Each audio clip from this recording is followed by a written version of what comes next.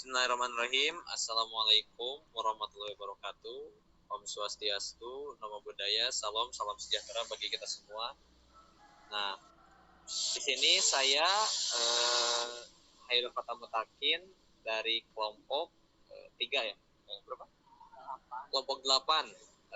Perkembangan anak akan menunjukkan hasil observasi apa yang kita lakukan dengan kegiatan pada hari di mana saya observasi bersama teman-teman.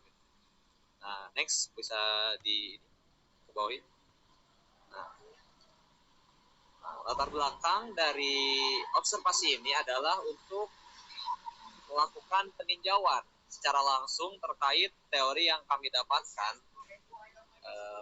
pada mata kuliah perkembangan anak, dan juga sebagai bekal untuk pengalaman di kedepannya gitu, terkait dalam observasi perkembangan anak. Next.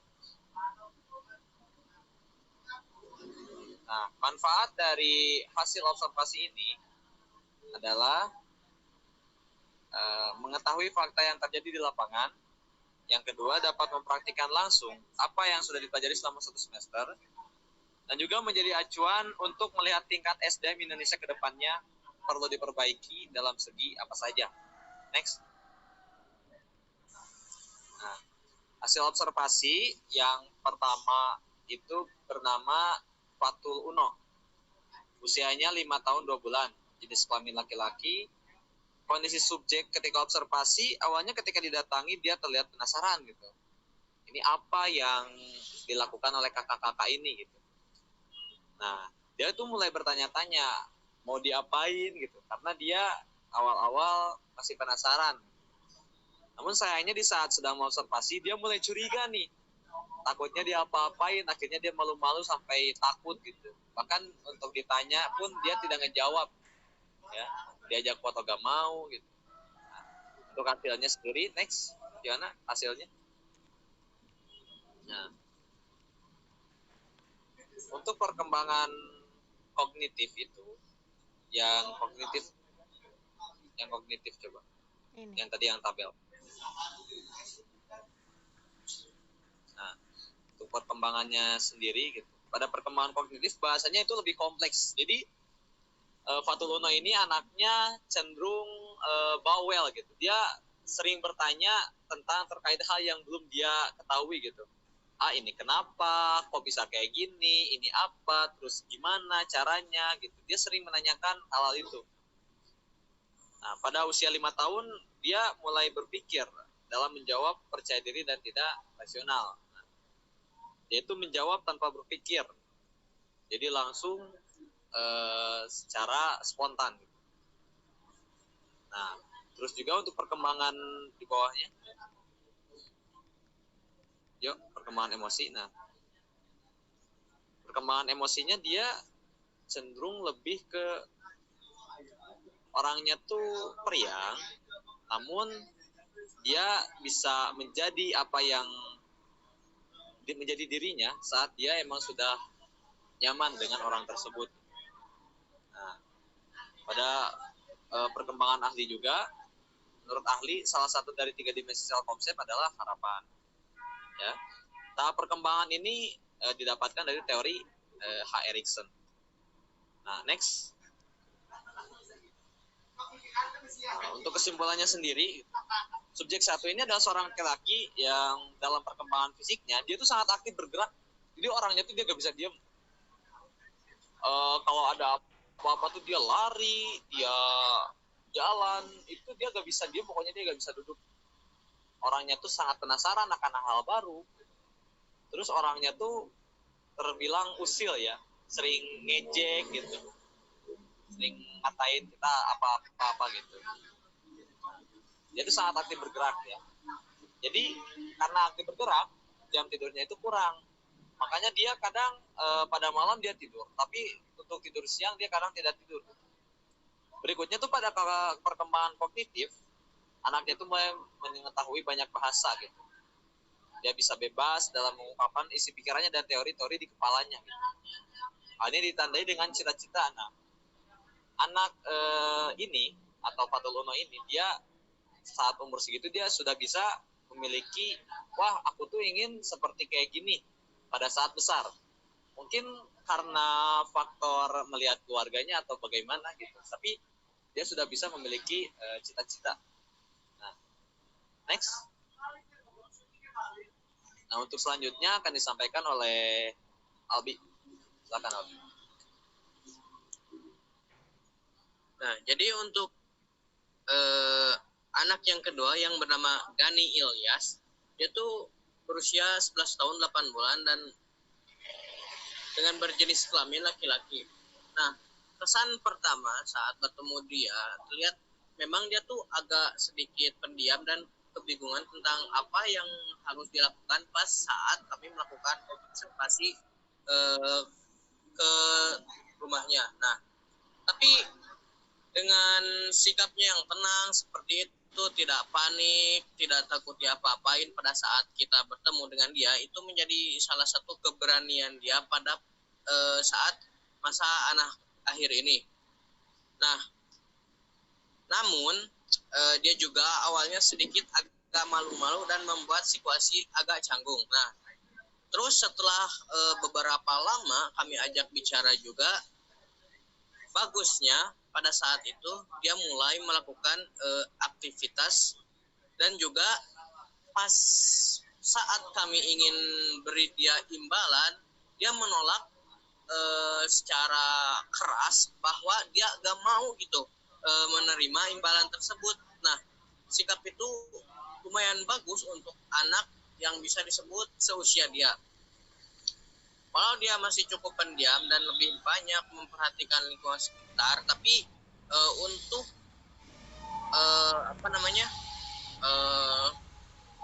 berbicara atau mengobrol itu sangat enak.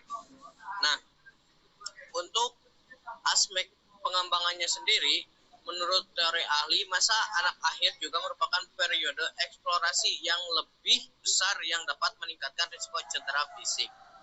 Untuk teman di lapangannya yaitu terdapat ya bekas luka saat dia bermain dulu. Kemudian pemahaman tentang kesehatan juga menjadi kebugaran menjadi penting. Anak-anak harus mengembangkan kebiasaan hidup sehat termasuk olahraga teratur, tidak tidur yang cukup, dan makan makanan yang bergizi.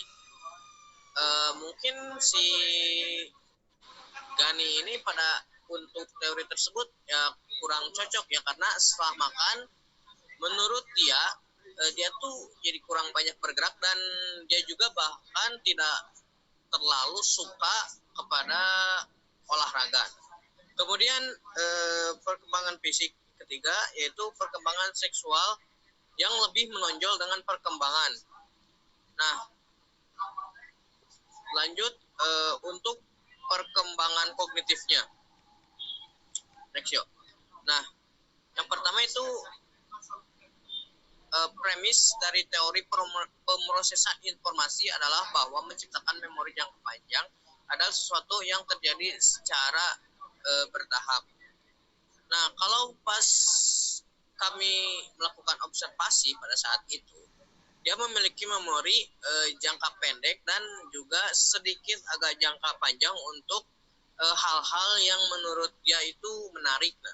Nah, tapi pada saat kami menanyakan beberapa hal tentang bagaimana persekolahan dia dan semua tentang pelajaran-pelajaran pada saat dia sekolah, itu dia belum cukup menangkap, tapi hanya sebagian memori yang dia bisa jelaskan pada kami. Terus ada meningkatkan kemampuan bahasa. Nah, mampu mengkomunikasikan maksud, tujuan, pemikiran, dan perasaan pada orang lain.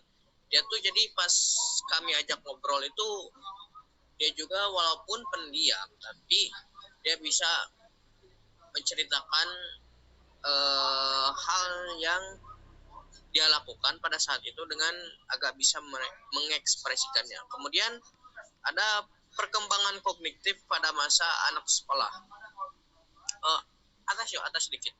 Nah, perkembangan kognitif pada masa anak sekolah pertengahan dan akhir juga dapat dilihat dari kemampuan mereka dalam mengingat ataupun mengambil keputusan dan memecahkan masalah. Selain itu juga aspek kognitif juga memiliki hubungan yang sangat erat dengan tingkat kecerdasan seseorang. Nah, ada sedikit cerita lucu pada saat kami menanyakan sedikit mengobrol tentang bagaimana pembelajaran dia pada saat sekolah. Dia itu tidak terlalu memahami tentang pembelajaran yang ia lakukan pada saat sekolah. Jadi seperti memang pada saat itu mungkin dia belajar dan juga bisa mengerti pada saat itu, tapi cuman pada waktu pembelajaran tersebut kemudian setelah itu hilang deh. Terus ada perkembangan emosi, ada salah satu ciri self esteem tinggi. Nah, self esteem sendiri pada saat kami memberikan kritikan untuk dia menerima dengan sepenuh hati, dengan kelapangan dada, kritikan kami yang memang walaupun itu tidak secara mendalam, tapi untuk anak kecil itu bisa disebut cukup bagus untuk self esteemnya sendiri. Kemudian ada komplimen provincial behavior, membantu orang lain karena diminta pertolongan baik verbal maupun non verbal. Nah, ini berhubungan dengan tadi pas saat kami ingin memberi hadiah atau imbalan pada dia menolak dengan sekeras-kerasnya bahwa dia tidak mau menerima hadiah tersebut dengan secara ikhlas gitu. Nah, kami pun merasa merasa kagum gitu pada saat dia menolak hadiah tersebut untuk pada anak-anak seusianya selalu menginginkan hadiah gitu. Bagus untuk anak seusia itu mampu memberikan rasa ikhlas yang tinggi. Kemudian ada struktur keluarga mengalah pada anak yang lebih kecil. Nah, untuk lingkungannya sendiri itu mungkin dia lebih ke sikap dewasa lah untuk anak-anak seusianya. Dan kebetulan juga di keluarganya itu dia tuh anak bungsu. Jadi agak susah untuk menilai seberapa besar rasa kedewasaannya untuk anak seumur dia. Untuk kesimpulan dari subjek anak yang kedua ini, jadi pada subjek anak yang kedua ini ditemukan beberapa bekas luka dalam tubuhnya yang menandakan bahwa dia melakukan eksplorasi sehingga menimbulkan luka itu. Nah, dia juga memiliki tubuh yang agak gemuk, juga selain karena faktor keturunan atau faktor keluarga yang emang dari awalnya ayahnya itu sedikit agak gemuk, tapi juga karena setelah makan dia tidak banyak bergerak, bahkan tidak menyukai olahraga. Dia juga memiliki suara yang berat sebagai pertanda awal untuk anak 11 tahun, yaitu sebelum masa pubertas terjadi. Nah, kemudian dia juga memiliki memori jangka pendek dan juga jangka panjang, terlihat dari bagaimana dia bercerita. Dia juga mampu membicarakan maksud, tujuan, pemikiran, dan perasaannya. Itu semua membutuhkan kemampuan bahasa yang lebih baik. Namun, sayangnya, subjek yang kedua ini atau Gani Ilyas ini sendiri tidak terlalu memahami pembelajaran di kelas. Itu yang paling disayangkan. Nah, untuk self-esteemnya sendiri yang baik membuat subjek 2 menerima kritikan yang dia dengar. Dia juga memberitahu bahwa alasan dia tidak mau mengikuti observasi ini adalah karena alasan dia mau untuk mengikuti observasi ini karena dia ingin membantu orang lain karena dimintai pertolongan baik verbal maupun verbal. Itulah yang membuat kami yang mengobservasi subjek 2 ini atau Gani Ilyas ini merasa salut terhadap anak-anak seusianya yang memang banyak malu-malu, tapi dia merasa tenang pada saat melakukan observasi tersebut. Dan juga mungkin dia suka mengalah pada anak yang lebih kecil. Itu mungkin sekian untuk subjek 2 atau Gani Ilyas. Oke, dilanjut Yohana. Nah, berikutnya itu bab 3, isinya kesimpulan dan saran. Kesimpulan dari kami, subjek 1 dan subjek 2 ini masih belum terpenuhi beberapa aspek dalam kehidupan perkembangannya. Nah, ini tuh mungkin bisa jadi salah satu penyebab kenapa SDM di Indonesia rendah.